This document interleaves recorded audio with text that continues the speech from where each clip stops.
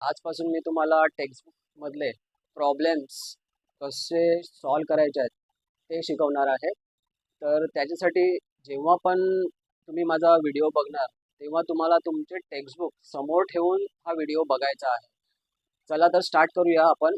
आज question number 10 बघूया आणि पेज नंबर 48 आहे. मग ते सॉल्व कसे करायचे आहे तर तुम्ही बघू शकता तुमच्या टेक्स्टबुकमध्ये क्वेश्चन नंबर 10 जो आहे तो अशा प्रकारचा आहे. मग याच्यामध्ये तुम्हाला काय करायचं आहे, तर तुम्हाला पहिला ॲडजस्टमेंट्स जे आहेत खाली हे आहे ट्रायल बॅलन्स आणि याच्या खाली जे ॲडजस्टमेंट्स आहेत ते पहिलं टिकमार्क करून घ्यायचे आहेत या ट्रायल बॅलन्समध्ये.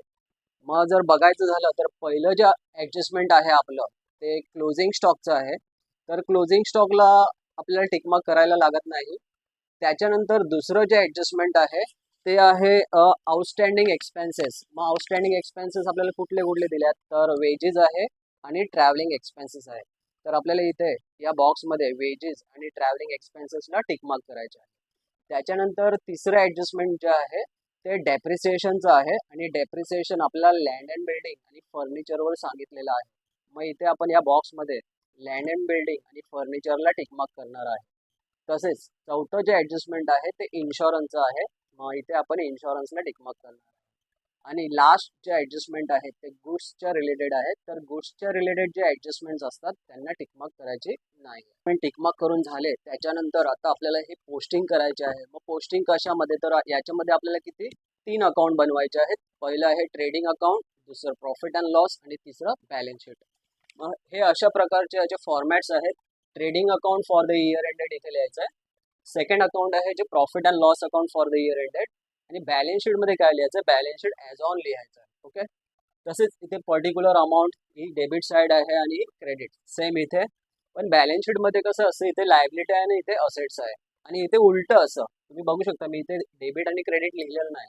कारण काय तर असेट आहे ती डेबिट आहे आणि लायबिलिटी आहे ती क्रेडिट आहे. मग आता याच्यामध्ये काय काय लिहायचं हे फॉर्मॅट झालं. तर नेक्स्ट काय, इथे आपल्याला तिन्ही अकाउंटला डेट टाकायची. मग डेट कुठली, तर इथे जी ट्रायल बॅलन्सला असते ती डेट आपल्याला इथे टाकायची. मग ट्रायल बॅलन्सला डेट काय दिलेली आहे तर 31 मार्च 2019. मग ही डेट इथे येणार 31 मार्च 2019. सेम डेट इथे 31 मार्च 2019. 31 मार्च 2019 डेट टाकून झाली. त्याच्यानंतर बघा, जेव्हा पण कुठल्या पण चॅप्टरचा तुम्ही क्वेश्चन सॉल्व्ह करत आहे तर वरती आपल्याला हे लिहायला लागतं in the books of. In the books of मध्ये काय लिहायचं, तर या क्वेश्चन मध्ये जी कंपनीचं नाव दिलेलं असतं ते इथे आपल्याला लिहायचं इन द बुक्स ऑफ मध्ये. आणि जर कंपनीचं नाव नाही आहे तर आपल्याला पार्टनर्स लोकांची नावं लिहायची आहेत. मग याच्यामध्ये जर आपण चेक केलं तर कंपनीचं नाव दिलेलं नाही आहे. मग आपण इथे पार्टनर लोकांची नावं लिहिणार आहे. मग इथे येणार तुमचं Riddhi and Siddhi. Okay, Riddhi आणि सिद्धी. मग आता हा क्वेश्चन आता आपल्याला हा सॉल्व करायचा आहे. आपण लास्ट 4 लेक्चरमध्ये बघितलेलं आहे की पोस्टिंग कशी करायची आहे. ट्रेडिंगमध्ये काय जातं, प्रॉफिट अँड लॉसमध्ये काय जातं आणि बॅलन्स शीटमध्ये काय आपल्याला ट्रान्सफर करायचं आहे. चला तर बघूया. सो फर्स्ट आपल्याला दिलं आहे स्टॉक. स्टॉक ट्रायल बॅलन्समध्ये जो स्टॉक असतो तो ओपनिंग स्टॉक असतो. मग ओपनिंग स्टॉक कुठे जातो, तर ओपनिंग स्टॉक जातो ट्रेडिंग अकाउंटमध्ये. ट्रेडिंग अकाउंटची स्टार्टिंगच ओपनिंग स्टॉकने करायची असते. मग इथे येणार तुमचं ओपनिंग स्टॉक. ची अमाऊंट आहे 48,000 आणि बाहेर टाकायचं आपल्याला आउटर साईडला. ओके. त्याच्यानंतर काय दिलेलं आहे तर कॅपिटल दिलेलं आहे. मग कॅपिटल कुठे जाणार, तर लायबिलिटीची जी स्टार्टिंग आहे ते कॅपिटलने होते. मग कॅपिटल आपल्याला लायबिलिटी साईडला पोस्ट करायचे आहेत. मग कोणाचं नाव दिलं आहे तर रिद्धी.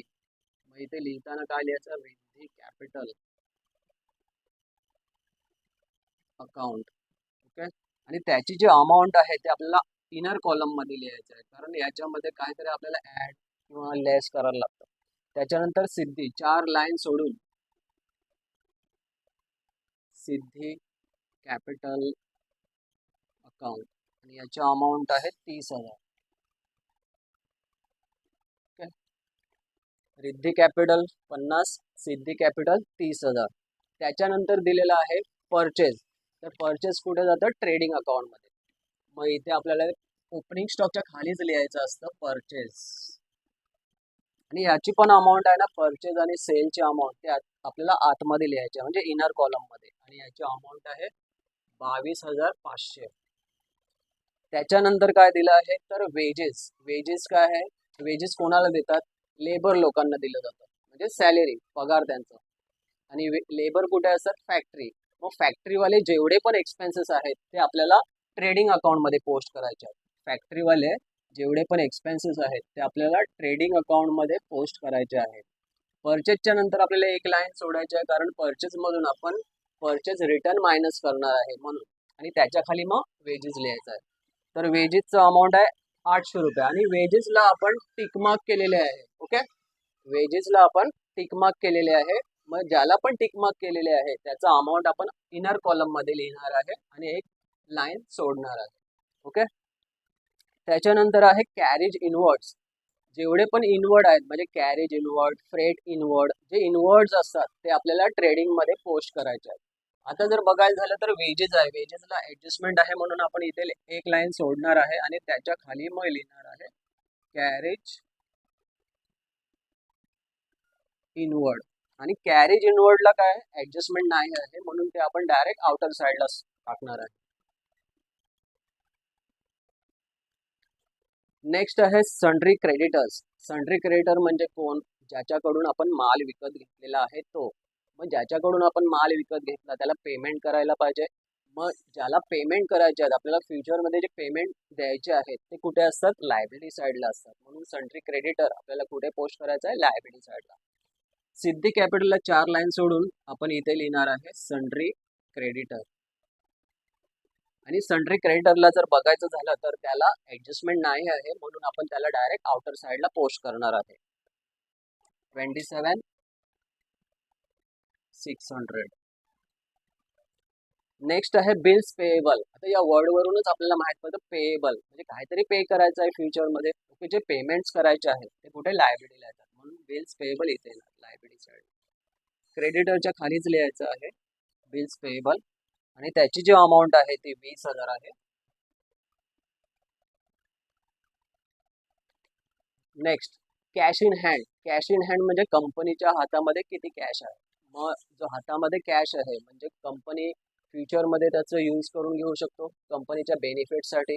म्हणजे कंपनीच्या बेनिफिटसाठी ज्याचा यूज होतो ते आपल्याला काय, असेट्स असतात. मग ते असेट साईडला आपल्याला पोस्ट करायचे कॅश इन हँड. जे पण कंपनीच्या बेनिफिटसाठी यूज होणार आहे ते आपण असेट्स म्हणून रिझ्यूम करणार आहे आणि ते असेट साईडला पोस्ट करणार आहे, कॅश इन हँड असेट साईडला. नेक्स्ट आहे इन्शुरन्स. इम्प्लॉई ऑफिसमध्ये असतात.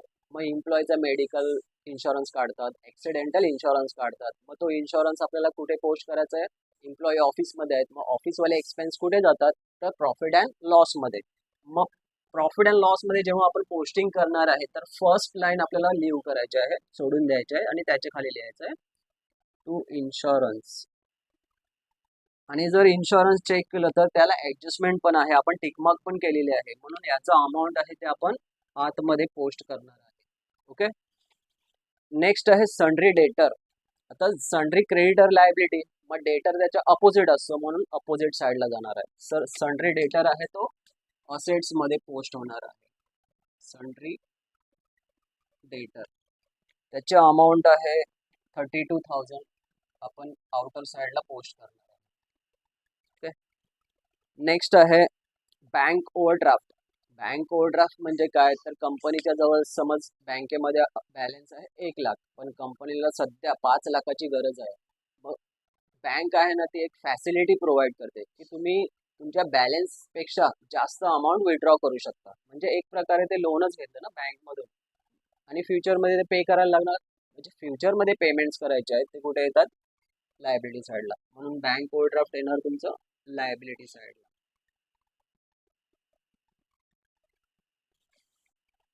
त्याची अमाऊंट आहे 18,000. नेक्स्ट आहे कॅरेज आउटवर्ड. मी आधी सांगितलं की कॅरेज इनवर्ड, फ्रेट इनवर्ड, जे इनवर्ड्स असतात ते ट्रेडिंग मध्ये येतात आणि मग जे आउटवर्ड्स असतात ते कुठे येतात, प्रॉफिट अँड लॉस मध्ये. आपण इथे जर बघितलं तर इन्शुरन्सचा अमाऊंट आतमध्ये लिहिलाय म्हणजे याला ऍडजस्टमेंट आहे मग ऍडजस्टमेंट्स असतं त्याला आपण एक लाईन सोडतो, म्हणून इथे एक लाईन सोडून आपल्याला लिहायचं आहे कॅरेज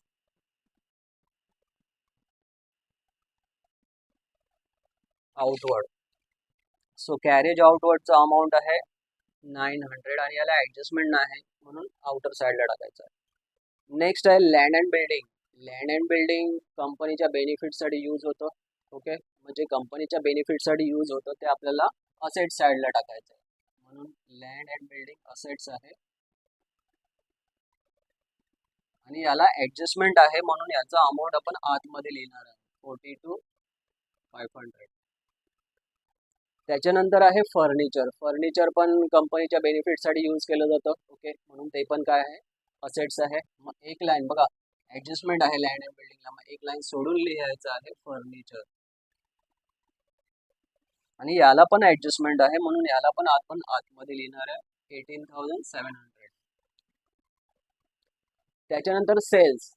जसं परचेस ट्रेडिंग मध्ये येतं आणि ते डेबिट साईडला, कारण त्याचा अमाऊंट पण डेबिटला असतं, तसं सेल पण आहे ते ट्रेडिंग मध्ये येतं पण त्याचं जे अमाऊंट आहे ते क्रेडिट साईडला आहे म्हणून याला क्रेडिट साईडला पोस्ट करायचं आहे, म्हणून इथे लिहिणार आपण बाय सेल्स आणि याचं पण अमाऊंट आपण आतमध्ये लिहिणार कारण याच्यामधून पण याचं रिटर्न जे असतं ते मायनस होतं, म्हणजे सेल्स रिटर्न. नेक्स्ट बघा परचेज रिटर्न. मी आधीच सांगितलं जे परचेज मधून आपल्याला एक लेस करायचं असतं रिटर्न, तेच आहे ते काय परचेज रिटर्न, म्हणून हे इथून मायनस होणार, इथे लिहायचं आहे लेस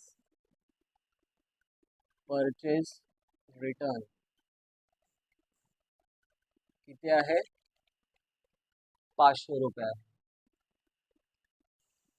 ओके, 500 रुपये आहे आणि बघा 22,500 मधून 500 जर मायनस केले तर 22,000 आउटर साईडला जाणार आणि या 500च्या समोरच लिहायचं आहे. नेक्स्ट आहे सेल्स रिटर्न. जसं परचेज रिटर्न परचेज मधून मायनस होतं तसं सेल्स रिटर्न सेल मधून मायनस होतं, म्हणून इथे लिहायचं आहे लेस सेल्स रिटर्न. किती अमाऊंट आहे सेल्स रिटर्न 400. ओके, त्याच्यानंतर आहे रेंट. रेंट असतं म्हणजे ऑफिस आहे जे भाड्यावर घेतलं आहे, मग ऑफिसचं भाडं भरलं गेलं म्हणून काय आहे ऑफिसचं एक्सपेन्सेस आहे, मग ऑफिसवाले एक्सपेन्स कुठे पोस्ट करायचे आहेत प्रॉफिट अँड लॉस, तर आपण इथे पोस्ट करणार आहे कॅरेज आउटवर्डच्या खाली रेंट आणि रेंटला ऍडजस्टमेंट नाही.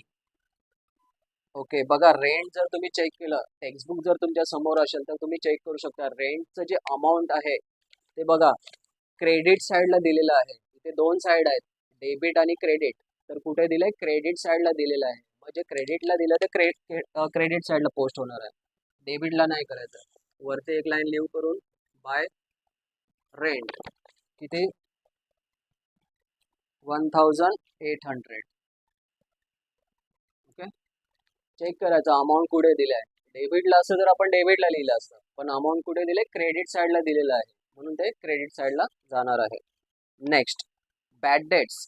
बॅड डेट्स म्हणजे काय, मी ज्या कस्टमरला माल विकला आहे, माझ्या कंपनीने ज्या कस्टमरला माल विकलेला आहे त्याने त्याचे पैसेच नाही दिले, मग काय झालं ते बॅड डेट्स मध्ये गेलं. ओके, म्हणजे मला एक प्रकारे लॉस झाला, मग ते लॉस कुठे येणार प्रॉफिट अँड लॉस मध्ये, मग इथे ते आपल्याला पोस्ट करायचं आहे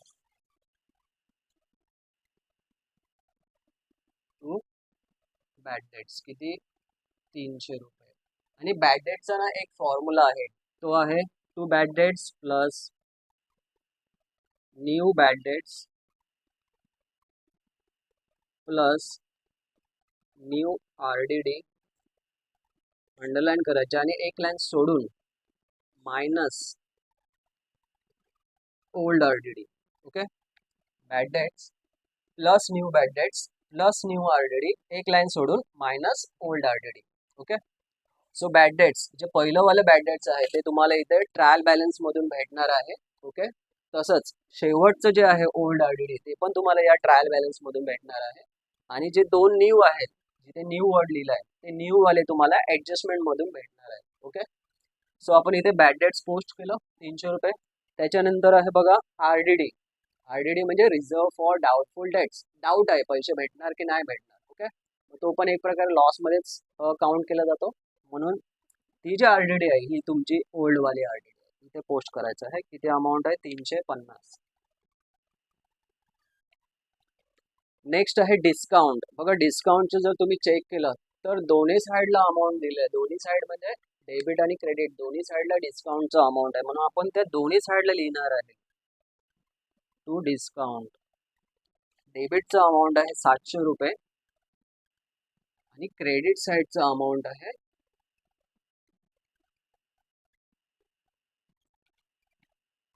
1000 रुपीज. त्याच्यानंतर आहे ट्रॅव्हलिंग एक्सपेन्स.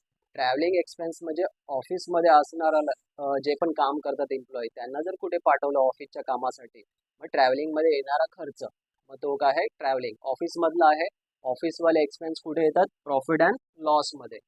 इथे बघा जागा नाही मला, म्हणून मी इथे अजून एक फॉर्मॅट प्रॉफिट अँड लॉसचं कंटिन्यू केलेलं आहे. इथे लिहिणार आहे मी to travelling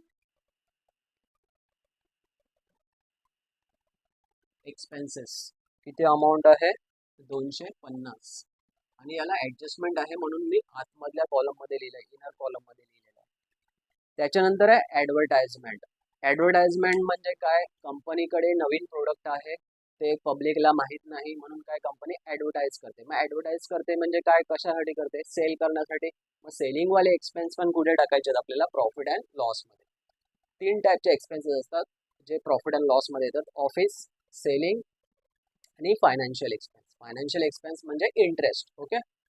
so travelling expense post केलं, त्याला ऍडजस्टमेंट होती म्हणून आपण अमाऊंट आहे ते आतमध्ये लिहिलं आहे. नेक्स्ट आहे ऍडव्हर्टाइजमेंट. ते पण सेलिंगवाले एक्सपेन्स आहे, मग ते पण प्रॉफिट अँड लॉसमध्ये येणार टू ऍडव्हर्टाइजमेंट.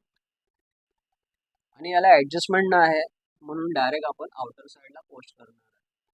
ओके. आता ही झाली पोस्टिंग. पोस्टिंग करताना तुमच्या काय लक्षात आलं? बघा ज्याला ऍडजस्टमेंट्स होते त्याला आतमध्ये अमाऊंट लिहिलं आणि एक लाईन सोडलेली आहे, आणि ज्याला ऍडजस्टमेंट नव्हतं त्याचा अमाऊंट आपण आउटर साईडला पोस्ट केलेला आहे. तसंच ज्याच्यामधून काहीतरी आपल्याला मायनस करायचं आहे किंवा प्लस करायचं आहे त्याचं पण अमाऊंट आपण आतमध्ये लिहिलं. For example purchase. Okay, purchase आतमध्ये लिहिलं, सेल आतमध्ये लिहिलं, कारण याच्या दोघांमधून आपण रिटर्न लेस केलेला आहे. तसंच बॅड डेट्स पण आतमध्ये लिहिलं, कारण त्याचा एक फॉर्म्युला आहे प्लस मायनस वाला. आणि अजून बघायचं झालं तर कॅपिटल पण आपण आतमध्ये लिहिले आहेत, त्यांना ऍडजस्टमेंट नसून पण आतमध्ये लिहिले आहेत. का? कारण याच्यामध्ये पण काहीतरी प्लस आणि मायनस होणार आहे. ओके. तर पोस्टिंग करताना एवढंच लक्षात ठेवायचं आहे, सर्व आउटरलाच जाणार आहे, पण जर ऍडजस्टमेंट असलं तर इनर कॉलम मध्ये लिहून त्याला लाईन सोडायच्या आहे. ओके. आता आपण ऍडजस्टमेंट्स बघूया. तर पहिलं ऍडजस्टमेंट दिलं आपल्याला closing stock. Closing stock. Opening stock कुठे असतो? ट्रेडिंग मध्ये डेबिट साईडला. मग क्लोजिंग अपोजिट, मग त्याला अपोजिट साईडला पोस्ट करायचं. अपोजिट म्हणजे क्रेडिट साईड. इथे थोडं खाली लिहायचं आहे त्याला, बाय क्लोजिंग स्टॉक. ओके. त्याच्या अमाऊंट किती आहे? 48,700. 48,700. आणि एव्हरी ऍडजस्टमेंट 2 इफेक्ट्स असतात, आणि 2-3 ऍडजस्टमेंट असे आहेत की त्यांचे 3 इफेक्ट्स आहेत. तर क्लोजिंग स्टॉकचा हा पहिला इफेक्ट झाला. त्याचा दुसरा इफेक्ट जो असतो तो असेट साईडला जातो. Okay. First effect trading account credit side, आणि दुसरा कुठे जातो? असेट साईडला. मग आपल्याला इथे असेट साईडला खाली लिहायचं आहे closing stock 48,700. Okay, 48,700. Next adjustment जर तुम्ही बघितलं तर आउटस्टँडिंग एक्सपेन्सेस आहेत. तर आउटस्टँडिंग म्हणजे काय? तर असे एक्सपेन्सेस की ज्यांचे अमाऊंट अजून आपण भरलेले नाही. एक्सपेन्सेस म्हणजे खर्च आपण आता त्याचा भरलेला नाही, बाकी आहे भरायचा. मग जे आउटस्टँडिंग्स असतात, मग ते एक्सपेन्स असू दे किंवा इन्कम असू दे, ते त्या एक्सपेन्सेस मध्ये आपल्याला ऍड करायचे आहेत. मग इथे जर बघितलं ऍडजस्टमेंट नंबर 2, तर आउटस्टँडिंग एक्सपेन्स कुठले दिल्यात? वेजेस आणि ट्रॅव्हलिंग एक्सपेन्स. मग वेजेस आणि ट्रॅव्हलिंग एक्सपेन्सेस मध्ये आपल्याला ते ऍड करायचं आहे. मग वेजेसचं अमाऊंट किती दिलंय? तर 700 रुपये दिलंय. मग इथे वेजेस मध्ये आपण इथे लिहिणार ऍड आउटस्टँडिंग. ओके. किती अमाऊंट आहे? 700 रुपये. इथे प्लस करणार. प्लस केलं किती आलं? 1500. ओके. 800 प्लस 700 केलं तर 1500. अजून कोणाचं नाव आहे? ट्रॅव्हलिंग. ट्रॅव्हलिंग मध्ये पण आपण सेम लिहिणार आहे ऍड आउटस्टँडिंग. किती अमाऊंट आहे आउटस्टँडिंगचं त्याचं 200 रुपये. मग इथे 200 रुपये आपण प्लस करणार, 200, 450.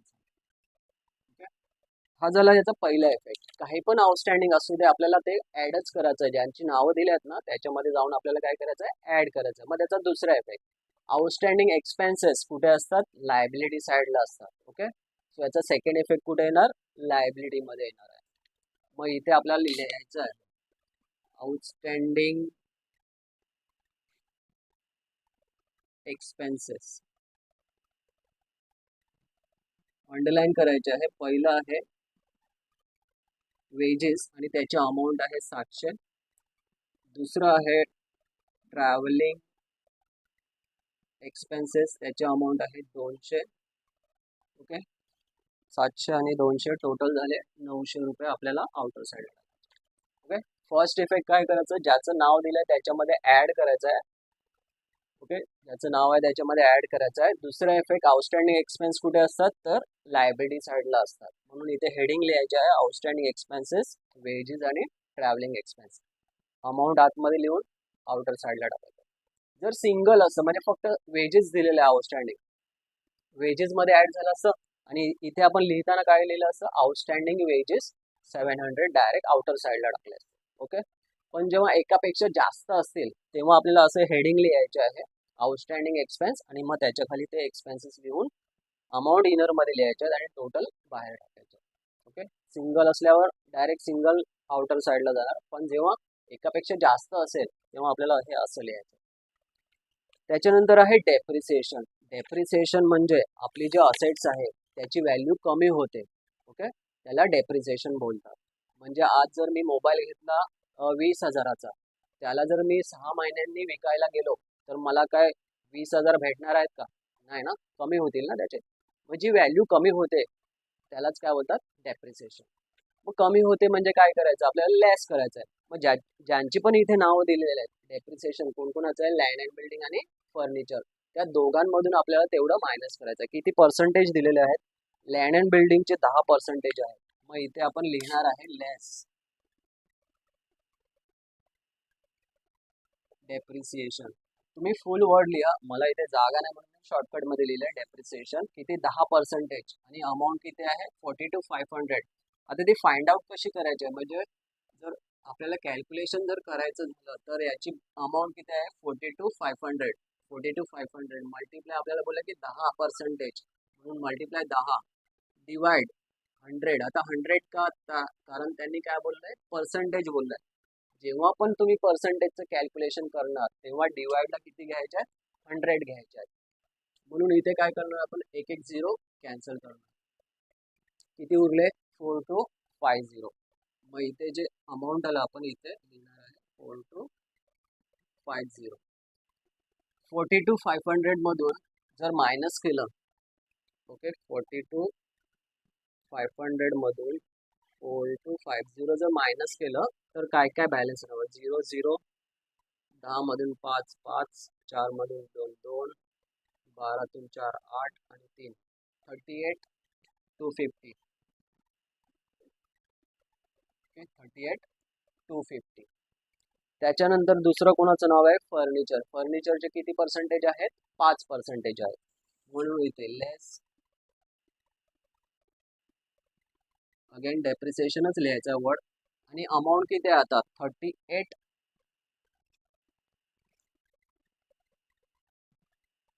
सॉरी जागा कमी आहे म्हणून थोडं ऍडजस्ट करावं लागतं. 38 700 इंटू किती पर्सेंटेज बोललंय 5, डिवाइड किती 100. एक एक झिरो कॅन्सल, 5 7 जा 35, 3 बोरो होणार, 5 8 जा 40 आणि 3 43, 4 बोरो होणार आणि 5 3 जा 15 आणि 19 किती आली 1935. ओके, 1935. तर 38 700 मायनस 1935 जर मायनस केलं, ओके, 38 700 मधून 1935 मायनस केलं तर 5 7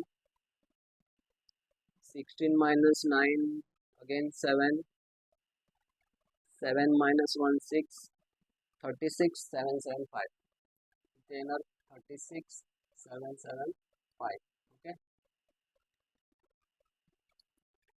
तर बघा डेप्रिसिएशन काय करायचं असतं, लेस करायचं असतं. पर्सेंटेजचं कॅल्क्युलेशन समजलं कसं करायचं, याच्यातून 10% कॅल्क्युलेट केलं तर आपण 0 0 कॅन्सल करून आपल्याला आन्सर आलं 4250. मग जे आन्सर येणार ते आपण इथे पोस्ट करणार आहे, लेस करणार आहे. ओके, त्याच्यानंतर आहे 38,700, त्याच्यावर 5%, 5%चं कॅल्क्युलेशन मी इथे दाखवलेलं आहे. जे पण अमाऊंट आलं ते पण आपण फर्निचरमधून मायनस करणार आहे. ओके, नेक्स्ट ॲडजस्टमेंट सॉरी, हा झाला आपला फर्स्ट इफेक्ट. त्याच्यानंतर याचा पण आता आपल्याला दुसरा इफेक्ट पास करायचा आहे. बघा माझ्या असेटची जर व्हॅल्यू कमी होते तर माझ्या कंपनीसाठी तो लॉस आहे. ओके, जसं मी तुम्हाला मोबाईलचं एक्झाम्पल दिलं की 20,000चा मोबाईल घेतला आणि तो जर मी 6 महिन्याने विकायला गेलो तर मला किती भेटणार, कमीच भेटणार ना, मग माझा लॉस आहे. मग लॉस कुठे शो करायचा आपल्याला, प्रॉफिट अँड लॉसमध्ये. ओके, आणि लॉस कुठे येतो तर डेबिट साईडला शो करायचा असतो. कंपनीचे एक्सपेन्सेस, कंपनीचे जे लॉसेस असतात ते आपल्याला डेबिट साईडला शो करायचे असतात. म्हणून प्रॉफिट अँड लॉसमध्ये आपल्याला ते डेबिट साईडला शो करायचं आहे. मग इथे हेडिंग लिहायची टू डेप्रिसिएशन ऑन, अंडरलाईन करायची आपण ज्याच्यावर फाइंड आउट केलं, लँड अँड बिल्डिंग. दुसरं होतं furniture. Okay, land and building मधून किती अमाऊंट मायनस केली, 4250. ओके, 4250 आणि फर्निचर मधून 1935. ओके, सेकंड इफेक्ट येणार तुमचं प्रॉफिट अँड लॉस मध्ये. इथे हेडिंग लिहायचे आहे टू डेप्रिसिएशन ऑन, फर्स्ट येणार land and building, second furniture, आणि अमाऊंट कुठली घ्यायची तर जेवढी मायनस केली 4250 आणि 1935. मग या दोघांची टोटल आपल्याला बाहेर टाकायची आहे 5816. ओके, 6185. तर डेप्रिसिएशन जेव्हा पण येणार तेव्हा काय करायचं आहे, ज्यांचं नाव दिलं आहे त्याच्यावरून लेस होणार आणि दुसरा इफेक्ट प्रॉफिट अँड लॉस मध्ये डेबिट साईडला पोस्ट करायचा. नेक्स्ट आहे बघा चौथं adjustment, insurance paid in advance. Paid in advance म्हणजे काय तर प्रीपेड. आता जर तुमच्या खिशामध्ये 1000 रुपीज आहेत आणि त्याच्यामध्ये तुम्ही जर 600 रुपये पे केले, ओके, 600 रुपये तुम्ही पे केले तर बॅलन्स किती राहणार 400. म्हणजे जेव्हा जेव्हा पेमेंट होतं तुम्ही मायनस करता. मग हे पण सेम तसंच करायचं आपल्याला. इन्शुरन्स पेड इन ॲडव्हान्स आहे म्हणून आपल्याला ते आता इथून इन्शुरन्समधून मायनस करायचं आहे. तर पेड इन ॲडव्हान्स म्हणजे प्रीपेड. सो प्रीपेड आपल्याला इथून लेस करायचे आहेत, लेस प्रीपेड 300 रुपये मायनस करायचे आहेत. जेवढे ॲडजस्टमेंटमध्ये अमाऊंट आहे ती मायनस करायची आहे. 1200 मधून 300 गेले तर राहिले 900 रुपये. ओके, त्याच्यानंतर काय करायचं आहे, प्रीपेड एक्सपेन्सेस कुठे पोस्ट करायचे आहेत तर असेट साईडला. त्याचा सेकंड इफेक्ट कुठे जातो, असेट साईडला. प्रीपेड एक्सपेन्सेस कुठे असतात, असेट साईडला. ओके, सो असेट साईडला आपल्याला इथे लिहायचं आहे प्रीपेड कुठलं एक्सपेन्सेस आहे, इन्शुरन्स. ओके, प्रीपेड इन्शुरन्स, आणि किती अमाऊंट मायनस केली ती अमाऊंट आपल्याला आउटर साईडला टाकायची आहे 300 रुपीज.